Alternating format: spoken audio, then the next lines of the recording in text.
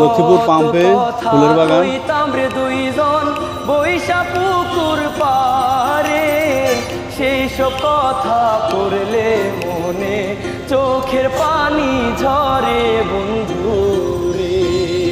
কি অপরাধ পাইয়া রে বন্ধু ছাইরা গেলাম রে, তোমার লাইগা পরাণ কান্দে মন বসে না ঘরে বন্ধু রে।